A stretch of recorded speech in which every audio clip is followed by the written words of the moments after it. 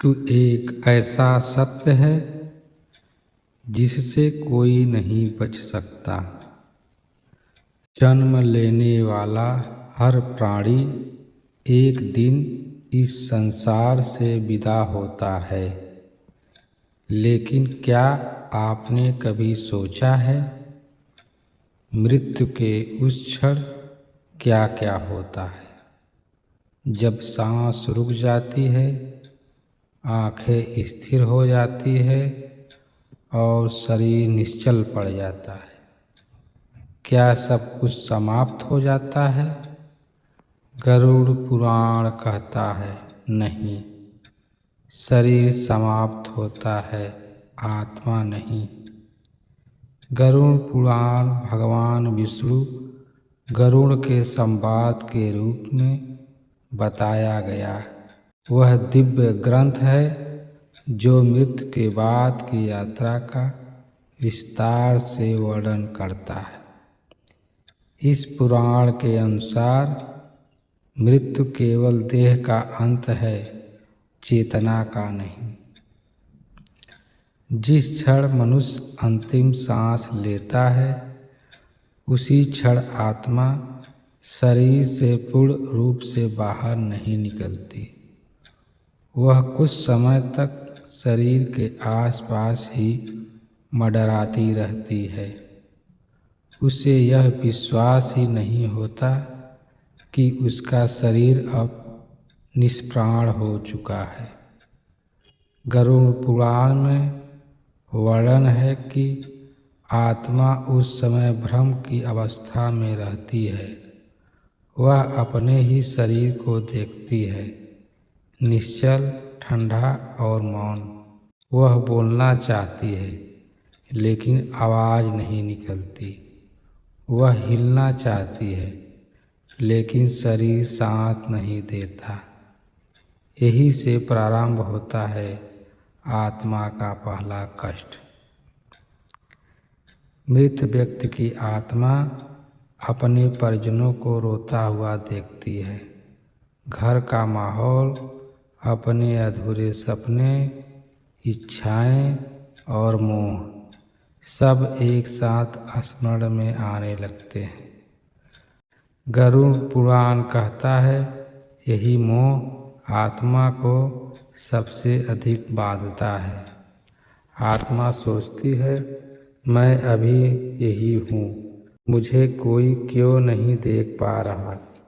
लेकिन शास्त्र कहते हैं देह और आत्मा के बीच का संबंध टूट चुका है।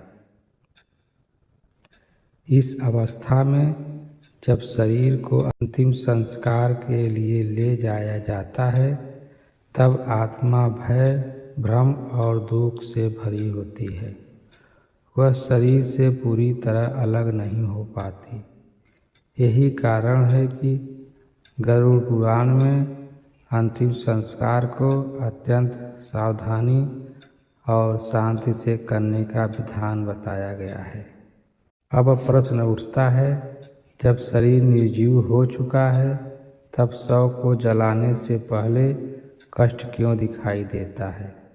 रोने जैसी आवाज़ें क्यों सुनाई देती है? क्या आत्मा को अग्नि का कष्ट होता है? गरुड़ पुराण इस विषय पर स्पष्ट उत्तर देता है। गरुड़ पुराण के अनुसार मृत्यु के बाद आत्मा तुरंत शरीर से पूर्ण रूप से अलग नहीं होती। शरीर और आत्मा के बीच एक सूक्ष्म संबंध कुछ समय तक बना रहता है। इसी को प्रेत अवस्था की शुरुआत कहा जाता है। प्राणवायु का शरीर में अटका रहना। गरुड़ पुराण कहता है मृत्यु के बाद भी शरीर में कुछ समय तक प्राण वायु शेष रहती है। जब चिता की अग्नि लगती है, तब वही प्राणवायु बाहर निकलती है। इसी प्रक्रिया में कभी सीटी की आवाज़ जैसे, कभी कराह, कभी रोने जैसा स्वर सुनाई देता है। शास्त्र स्पष्ट कहता है यह आत्मा की चीख नहीं बल्कि शरीर में फंसी हुई वायु का निकलना है। आत्मा का मोह और आसक्ति। गरुड़ पुराण कहता है, मोह के कारण आत्मा मुक्त नहीं हो पाती। आत्मा को अपने घर, अपने शरीर, अपने नाम और पहचान से अत्यधिक लगाव होता है।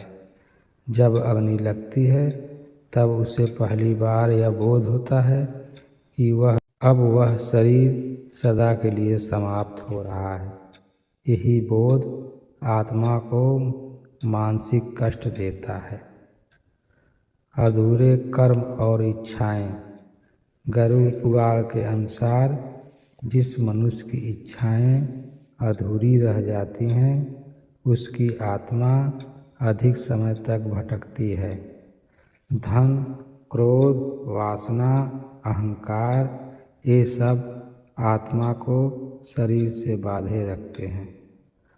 अग्नि संसार के समय यही बंधन टूटते हैं, इसलिए कष्ट प्रतीत होता है।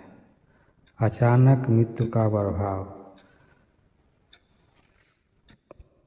अगर मृत्यु अचानक हुई हो, दुर्घटना से, आत्महत्या से, अत्यधिक पीड़ा में, तो आत्मा का इस परिवर्तन को स्वीकार नहीं कर पाती।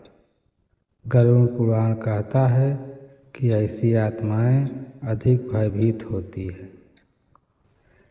इसी कारण शास्त्र आदेश देते हैं कि शव को जलाते समय राम नाम लिया जाए, शांति मंत्र बोले जाए, जोर जोर से विलाप न किया जाए, क्योंकि परिजनों का रोना आत्मा के मोह को और बढ़ा देता है। अगर यह वीडियो आपको अच्छी लगी हो तो वीडियो को लाइक और सब्सक्राइब करना ना भूलें। धन्यवाद।